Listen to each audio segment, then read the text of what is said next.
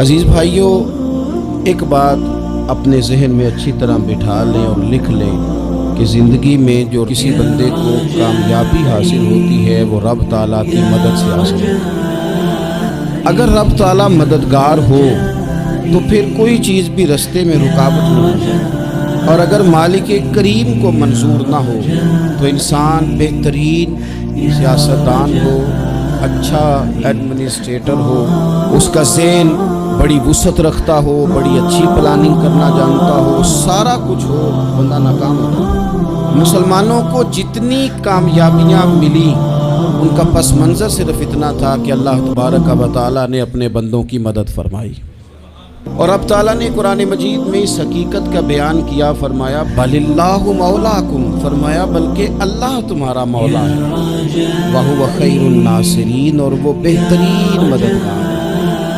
وہ جو رب تمہارا مولا ہے وہ بہترین مددگار ہے، اور اگر وہ مدد کرے تمہاری، سورہ آل عمران میں آگے جا کے ارشاد فرمایا اگر اللہ مدد کرے تو پھر تم پر کوئی غالب نہیں آ سکتا، اور اگر وہ تمہاری مدد چھوڑ دے تو پھر کوئی تمہاری مدد کر سکتا، کوئی مدد نہیں کر سکتا۔ بدر کی جنگ بھی اور فتح مکہ بھی رمضان المبارک میں ہوا ہے۔ میں دونوں پر غور کر رہا تھا تو ایک نیا مضمون میرے ذہن میں آنے لگا۔ بدر کی جو جنگ ہے اس میں بھی ایک عجیب انقلاب آیا ہے کہ 313 نے 1000 سے مقابلہ کیا، اور جن 1000 سے مقابلہ کیا وہ اسلحے سے لیس تھے، اور یہ جو 313 ہیں ان کے پاس 6 سرہیں، 8 تلواریں، چند گھوڑے، لیکن اللہ نے کامیابی دی تو خود رب نے بیان کیا کس طرح دی، فرمایا وَلَقَدْ نَصَرَكُمُ اللَّهُ بِبَدْرٍ وَأَنْتُمْ أَذِلَّةٌ۔ وہ کامیابی اس طرح ملی ہے کہ رب نے تمہاری مدد کی تھی، تم تو کمزور تھے، اللہ نے بدر میں تمہاری مدد کی، تم جیت گئے۔ وَلَقَدْ نَصَرَكُمُ اللَّهُ بِبَدْرٍ وَأَنْتُمْ أَذِلَّةٌ، اللہ نے بدر میں تمہاری مدد کی، تم تو کمزور تھے۔ پھر فتح مکہ نصیب ہوئی تو اس میں بھی بہترین منصوبہ بندی نبی پاک علیہ السلام نے فرمائی، بہترین حکمت عملی حضور نے اپنائی، لیکن ہمیں جو اللہ رسول نے بات سمجھائی وہ کیا ہے؟ اذا جاء نصر اللہ والفتح، فرمایا جب اللہ کی مدد آئی اور فتح نصیب ہوئی۔ یہ اللہ نے مدد فرمائی تمہاری، یہاں بھی فتح مکہ بھی اللہ کی مدد سے، جنگ بدر بھی اللہ کی مدد سے۔ وہ جو مدد ہے اللہ تعالیٰ کی، جب وہ ہم یہ کرتے ہیں کہ ہم اپنی ساری زندگی سیاست کی نظر کرتے ہیں، ہماری سیاست صرف ملک میں نہیں ہوتی، ہماری سیاست خاندان میں بھی ہوتی ہے، ہم گھر کے اندر بھی سیاست کرتے ہیں، ہم کسی خاص طریقے سے لوگوں کو اپنے پیچھے چلانا چاہتے ہیں، ہم ایک خاص اسلوب اختیار کرتے ہیں کہ لوگ ہمارے پیچھے چلیں۔ اس کا نقصان ہمیں یہ ہوتا ہے کہ سیاست جو ہوتی ہے یہ شطرنج کے ہیر پھیر کی طرح ہوتی ہے، تو اس کے راز بڑی جلدی کھلنے لگ جاتے ہیں، پتہ چل جاتا ہے کہ بندہ مخلص نہیں تھا، سیاست کر رہا تھا، طریقے سے اس نے جوڑ کے رکھا ہوا تھا۔ ہم ہر جگہ سیاست کے بل بوتے پر چیزوں کو لے کے چلنا چاہتے ہیں، سیاستیں ناکام ہو جاتی ہیں، سیانے لوگ فیل ہو جاتے ہیں، بچتا صرف وہی ہے جس کے پیچھے رب تعالیٰ کی مدد شامل حال ہوتی ہے۔ اپنی زندگی کے اندر ہم جو کچھ بھی کر رہے ہیں، جس شعبے سے بھی ہمارا تعلق ہے، آج ہم نے اس بات پہ غور کرنا ہے کہ پہلے تو یہ غور کر لیں کہ جو کام ہم کر رہے ہیں کیا وہ کام ایسا ہے کہ اس میں اللہ کی مدد ہمیں ملے گی؟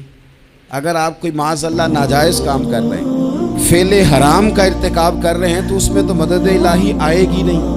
پہلے تو یہ دیکھیں جو کر رہے ہیں وہ کام مدد الہی والا ہے، اور اگر اللہ تعالیٰ کی مدد والا وہ کام ہے پھر اس پر غور کریں کہ کیا ہم نے مالک سے مدد کا سوال کیا ہے، ہمیں مدد میسر آ رہی ہے۔ وہ میں نے بزرگوں سے ایک بات سنی تھی، وہ بڑی یاد رہ گئی۔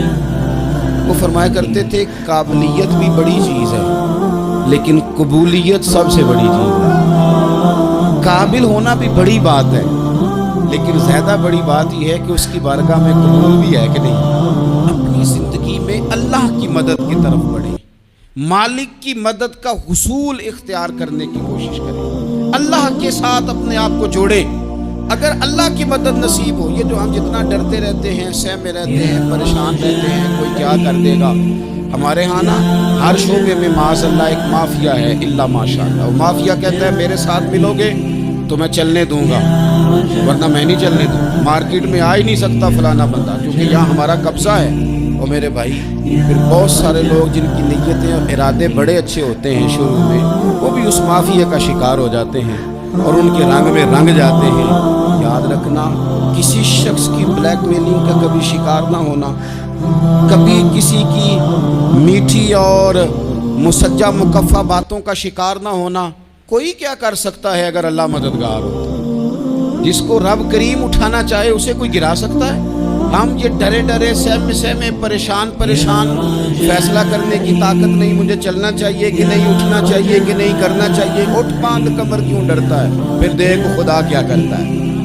حضرت عبداللہ ابن عباس فرماتے ہیں میرے نبی پاک علیہ السلام نے میری تربیت فرمائی، حضور نے میری تربیت فرمائی، اور محبوب پاک علیہ السلام نے فرمایا عبداللہ یاد رکھنا، یہ نوجوان دوست میری بات لکھ لیں، پریشان لوگ میری بات لکھ لیں، جن کے پاس قوت فیصلہ نہیں وہ اس بات کو لکھ لیں۔ حضرت عبداللہ ابن عباس فرماتے ہیں میرے نبی پاک علیہ السلام نے مجھ سے فرمایا تھا عبداللہ سن، اگر ساری دنیا مل کے تیرا کوئی نفع کرنا چاہے کر نہیں سکتی جب تک میرے رب کی رضا نہ ہو، اور فرمایا ساری دنیا مل کے تیرا کچھ بگاڑنا چاہے اللہ بگاڑ نہیں سکتی جب تک رب کریم کی حکمت کا تقاضا نہ ہو۔ لوگوں سے ڈرنا، لوگوں کی طرف دیکھنا، ماحول دیکھ کے اپنے راہ کا تعین کرنا، ہر بندے کے خیالات کے مطابق ڈھلنے کی کوشش کرنا، فلانا نہ ناراض ہو جائے، فلانا نہ ناراض ہو جائے، اور جس نے ہونا ہو جائے، بس رب رسول ناراض ہو۔ اپنی زندگی میں اپنے مالک کو مولا جان کے وَلِلَّهُ مَوْلَاكُمْ، اللہ تمہارا مولا ہے، وَهُوَ خَيْرُ النَّاصِرِينَ، وہ بہترین مددگار ہے۔ توجہ جب بھی کریں رب کی جانب کریں، اپنے دل کا قبلہ درست رکھیں، سوچوں کے زاویے سیدھے رکھیں۔ میرے بھائی مالک جب بندوبست کر دینا، جب مالک بندوبست کر دے پھر ایسا بندوبست کرتا ہے کہ لوگوں کے پاس نا چارہ نہیں رہتا۔ حضرت مریم رضی اللہ تعالی عنہا پاک باز تھی، مسجد میں رہی تھی، پر مالک کی حکمت کے تقاضے بڑے عجیب ہیں نا۔ پھر جناب مریم کو اللہ تعالیٰ نے بغیر شوہر کی اولاد عطا کر دی۔ یہ بات ہی ایسی تھی، وہ کسی نے کہا تھا کہ مخلوق تو فنکار ہے اس درجہ کے پل بھر میں سنگے در کعبہ سے بھی اصنام تراشے، تم کون ہو کیا چیز ہے داغ کبابی، لوگوں نے تو مریم پہ بھی الزام تراشے۔ تو لوگوں نے کہا کدھر سے لے آئی بچہ، تیرا باپ تو ایسا نہیں تھا، کہاں سے لے آئی؟ اللہ کرے میں آپ کو سمجھا سکوں، ذرا اپنے آپ کو وہاں کھڑا کریں کہ ایک پاک باز عورت، پاک باپ کی بیٹی، طیب ماں کی بیٹی، اور اللہ کے گھر میں پرورش پانے والی خاتون، ایک وہ وقت اور ایک یہ وقت کہ اس عورت کو کٹہرے میں کھڑا کر کے پوچھا جا رہا ہے کہ معاذ اللہ تیری گود میں بچہ جائز نہیں ہے، کہاں سے لائی ہے؟ اب خود سے صفائیاں بندہ کتنی کو دے، کتنی کو وضاحتیں کرے۔ اور میں نے تو اپنی زندگی میں دیکھا ہے زیادہ وضاحت دینے والے کو بھی لوگ جھوٹا سمجھنے لگ جاتے ہیں، زیادہ وضاحت دینے پر بھی لوگ کمزوری کا اظہار سمجھتے ہیں کہ کمزور پڑ گیا۔ آپ صلح کی کوشش کرتے ہیں، سامنے والا بزدل سمجھ لیتا ہے، زیادہ وضاحتیں بھی کمزور کر دیتی۔ اب حضرت مریم کو کٹہرے میں کھڑا کر کے کہا بچہ کس کا ہے؟ پھر خدا بندوبست جب کرے، اللہ جب مددگار ہو، تو پھر حضرت مریم کی گواہی درختوں سے نہیں دلوائی، اس نے پتوں سے نہیں دلوائی، پھر فرشتے نہیں بھیجے۔ حضرت مریم کہنے لگی مجھ سے نہ پوچھو، وہ جو پنگوڑے میں ہے اسی سے پوچھ لو، ان سے پوچھو نا، وہ کون ہے پوچھ لو، ان سے کر لو سوال۔ انہوں نے کہا پنگوڑے میں چند دنوں کا بچہ یہ جواب دے گا؟ مددگار تھا رب، ان کی برات کا اعلان کرنا تھا مالک نے، اور جب مالک اعلان کر دے، جب مالک تیری صفائی دینا چاہے، جب مالک تجھے دنیا کے سامنے نکھارنا چاہے، تو پنگوڑے میں لیٹے حضرت عیسیٰ بول کے کہنے لگے انی عبداللہ آتانی الکتاب، فرمایا میں اللہ کا بندہ ہوں، رب نے مجھے کتاب عطا کر کے نبی بنا کے دنیا میں بھیجا ہے، میں اللہ کا بندہ ہوں۔